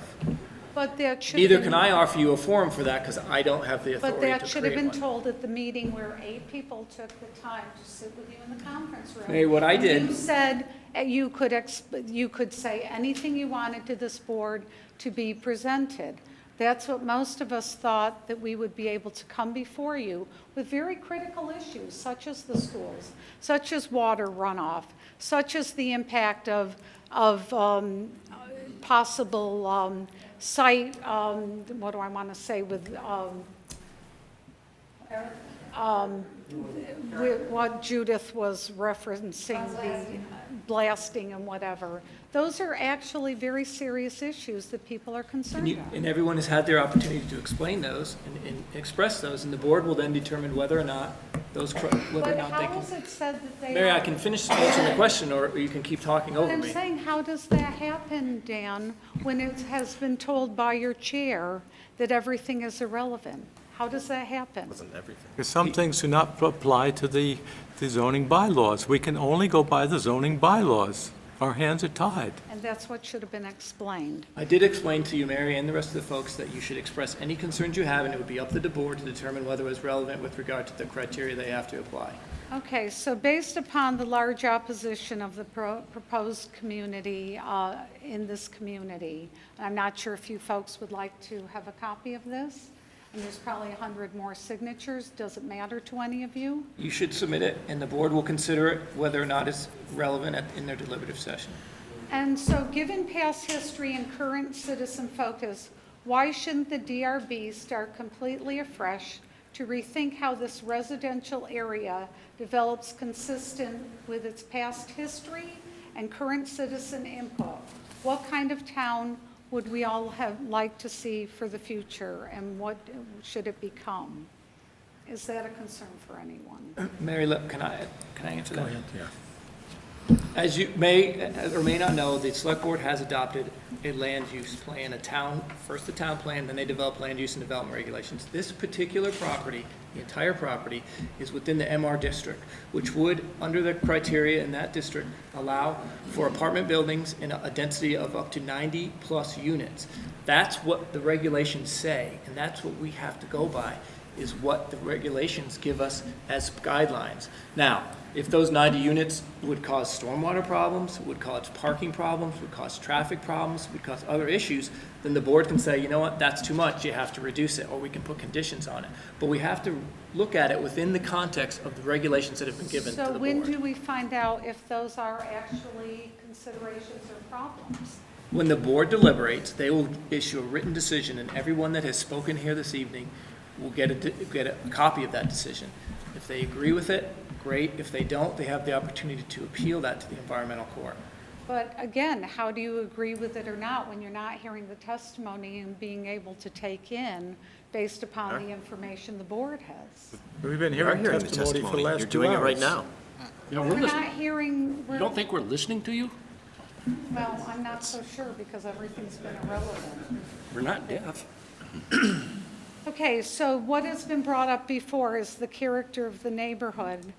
And this is an established residential neighborhood with a number of rental units already. The additional 24 more rental units would tip balance among single and multiple family properties, changing its character pretty dramatically. You actually have Nathaniel Court above, you have the Silver Street project or apartments down below. You have even on South Street, some pretty significant larger parcels with, for housing.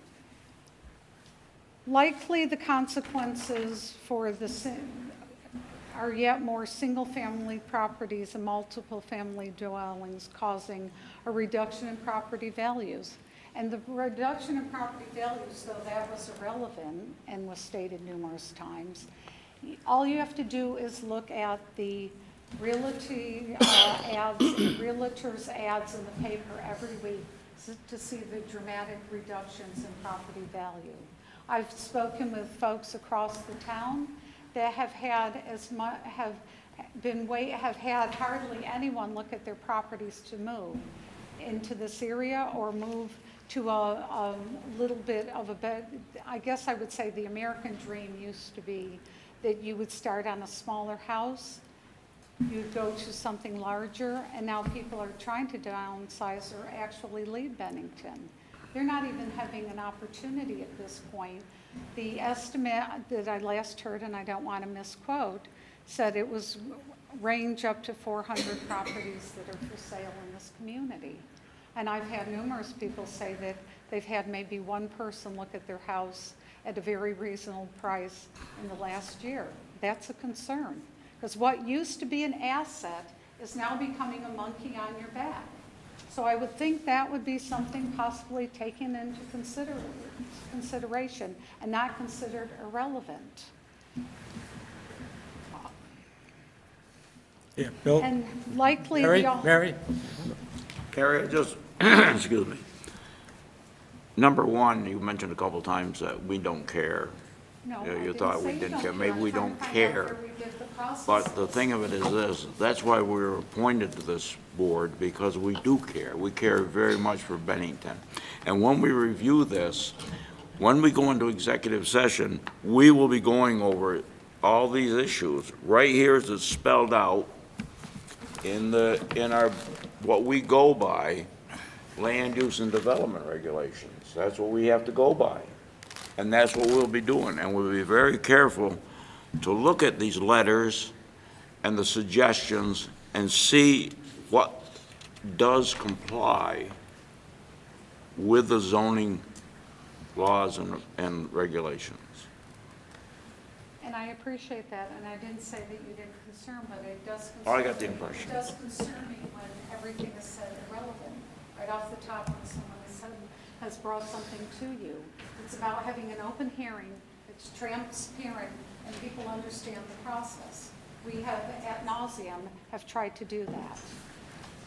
Now, I think the other thing, if I may speak a little, what Charlie was trying to do is keep this in context of what we're trying to accomplish by listening to everybody, so we get off on too many tangents that might not be irrelevant to what we have to go by. That's what all Charlie, I believe, was trying to do, keep us in the context of flow where we're going with this. Well, that would Mary? be nice. Are you almost finished? Because I want to end this meeting. It's been almost 2 hours, and I want to continue it till the next So time. this board can't hear anything past 2 hours? Pardon? This board doesn't hear anything past 2 hours? I don't want to stay much longer. Okay, and I guess I would be concerned with the alteration of what was a 1900 domestic architecture that is part of the town's physical history, character, and appeal to its visitors and residents alike. More concerns, as has been stated, is more traffic, noise, and congestion, which I don't think has been addressed very well, and very underestimated statistics. Hiding behind a previously controversial permit doesn't address current issues being raised by the community. Two wrongs never make a right.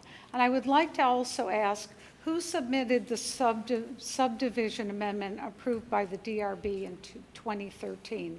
What was the stated use intent behind the request, or at least did the DRB understand its intent? Do you know? I believe the Apple Ridge LLC, the Well, current property owner, Okay, presented that. so, okay, and that's factual, he is who submitted it? Well, whoever owned the property at that point had to submit it. Well, I'm a little confused because the select board, at one of the chair of the select board said that Shires owned the property. So I just want to get it straight, who owned the property? At this time, Shires has site control, but I don't believe that title has been transferred. I don't believe, I want facts. What are the facts? We should answer that. We're in contract to purchase the property, and we have not closed yet. But you don't own it, that's right. So who made, for this third time, who made the amendment to the approved DRB in 2013? You should all be aware of that. The owner of the property at the time. So that would be Apple Ridge Realty? Mary? That's all I asked. Mary? We have a question down here. Dan, can we pull that out for the next Sure. meeting on August 5th and have that information in front of us? Absolutely. Thanks. And what was stated for the use and intent behind the request? And what is the understanding of that intent by That's this why board? we'll have that for absolutely We right can in give you, writing. we can have the whole application for you to review if you'd like. Hold, Mary? Jason? Answer that question? Apple Ridge Development LLC was the applicant for the Wait a subdivision. second, why would No, he- Mary, he's speaking, please. No, I'm Mary? saying, why would he be answering it when I asked the board? Because we're And asking, you don't We're own the we're property. asking him to answer it. Go ahead, Jason. I would like an answer from the board. He's answering If I for the may board. provide the board with an answer? Yes. I was the engineer that applied for the subdivision in 2013. Sorry. Our engineering company was the entity that helped facilitate the subdivision process in 2013. The applicant was Apple Ridge Development LLC. The stated intent was to draw a line, was essentially to create parcel boundaries, and that's what that application did. Thank you. Okay. And so what are the needed permits for the new proposal by Shires Development? Because within the proposal, it changes daily in accordance to whatever is promised to whomever we're trying to fix the issues that are at hand. So what are the permits still needed, and what are the status on those? well, the first thing, well, there's approvals and then there's permits. So the first thing they would need to do is gain approval from this board based on, Can't hear you. I'm sorry. please. I'm sorry, Mayor. Getting a little thirsty. The first thing they would need is an approval from this board. And that approval would be the basis for issuing a land use permit for this project. After that, they would then, that's essentially what most people call a zoning permit, okay? Or a subdivision permit or a planned residential development, but most people just call that a zoning permit. In addition to that, they will need to get for each building they build, a building permit from the town of Bennington. So why has there been drilling and other activities on the property, and who would that have been done by? By Apple Ridge, by Shires? Who would that be? Jason?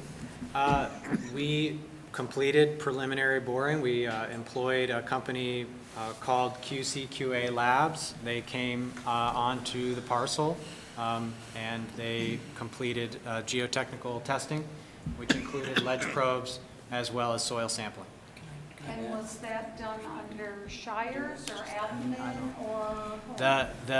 The drilling that was completed was pre-development drilling, so the goal is to determine what kind of soils are available. My question was. Wait, let him finish, please. My question was it under Appleman Realty or was it Shires or whomever?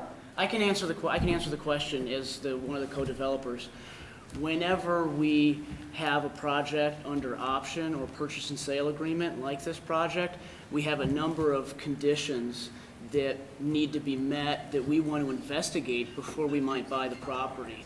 Environmental issues, title issues, site feasibility issues. We wouldn't want to buy this site before we know what's in the ground. So under our legal option or purchase and sale agreement, we have a right to perform certain tests like drilling to see what's in the ground, and that is standard for any real estate transaction and any development of this scale. Typically, if you were building a 30-unit building, you would do a lot of these. Typically for duplexes, it's not done, but we did it anyways because we really wanted to know what's there so we could answer the questions. How much are we going to need to blast? How much is it going to cost? That's why we did these tests. You got a permit? We do not need a permit to do those tests. And again, I will ask for the fourth time. Was that done under Mr. Appleman Realty or is that Shires? And what is the cost and who's, is that part of, if you do actually, if they do get the grant, is that part of the money coming out from that? What is That's got that nothing to do with process? it. Mary, we have nothing to do with that. Now, I want to stop the meeting, so I want you to give one more question, and that's it for the night.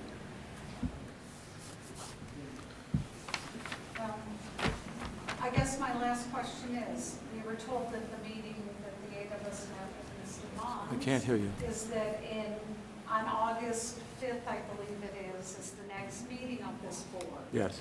And we were told that that's the second meeting. So what happens there and what can be presented and what can't be presented? And then when do you have a decision? It depends upon the next meeting. If we hear all of the information and we think we have it all and no one else is speaking or bringing something up, that would be the last meeting. If we don't, we would have a third meeting or a fourth meeting. We'll have as many meetings as we need until we hear things. Then we will go into a deliberative session and make our decision.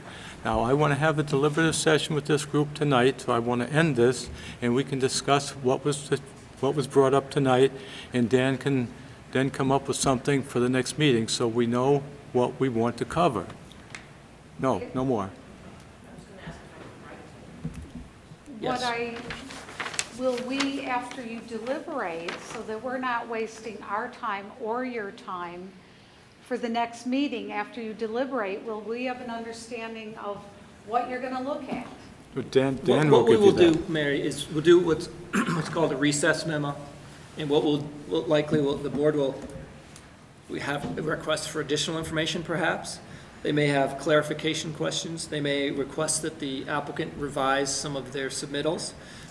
If they go into deliberative session and they think that there's additional information on issues that we didn't hear tonight, then we'll say we would like more information on this particular issue.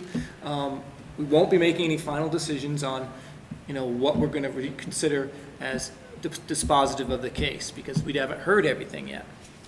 But will we be able, or whomever, be able to see what it is? Because Yes. that is, and how will we get that? When Because anybody that has signed in and given me an address that I can clearly read, sometimes I can't read those, will be given a copy of whatever the board writes up.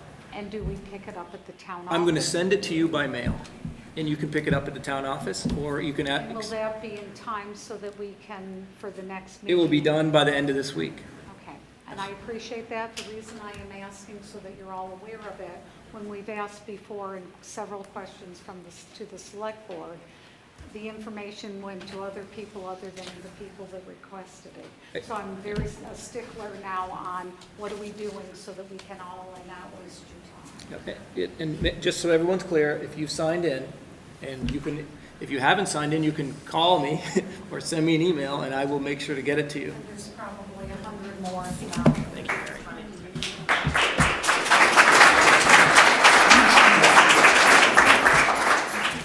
I'd like a motion from the board, close the hearing and go into deliberative session.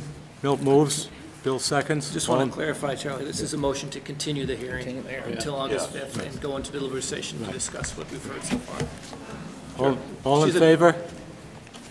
Aye. What was your technical question? Should my notes go into this deliberations? Is it going to be missed? I think if you have and you don't have to necessarily give it to us right now, but if you have notes, What are you deliberating, like right now, or? we'll be deliberating now, but I'll be sending out additional information to the board before the next hearing, so it'd be great if they had it.